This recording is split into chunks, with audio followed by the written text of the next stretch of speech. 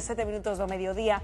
Imos a situarnos en Vilagarcía de Arousa, ali está a nosa querida Rocío Padín, pois para contar unha historia moi bonita que ten a un lavadoiro, como hai en tantas e tantas aldeas galegas, como protagonista. Rocío, ali os veciños estiveron loitando durante moito tempo para que ese lavadoiro onde se reúnen todos os veciños, agora ademais que estamos aí ás portas da primavera, pois seguirá sendo iso, un espazo para reunirse todos xuntos, algo que lles custou moito tempo, non?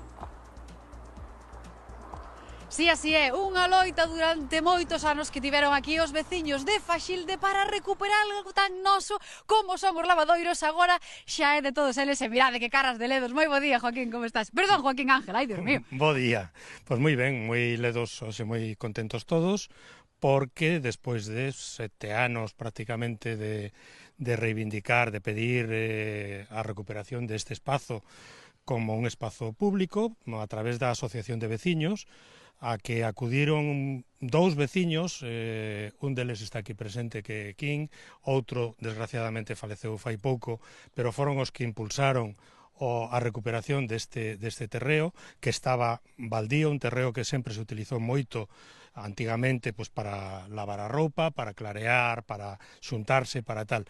Entón, agora mesmo, pois, non estamos nunha aldea rural, pero non temos espazos públicos comuns que podamos utilizar, e este era unha reivindicación que facíamos desde fai tempo. É que agora xa é voso, e temos ademais aquí a Joaquín, que xunto con Carlos fochedes os que comezáchedes, non? Intentar recuperar isto. Pois sí, que a axuda dos demais veciños, eu estou contentísimo de haber logrado que isto volverá a nos outra vez. Claro que sí, porque veciños como Leonor lembran desde pequeniña vindo aquí a lavar. Tiña 8 anos e agora vou para 66 e sempre lavando aquí.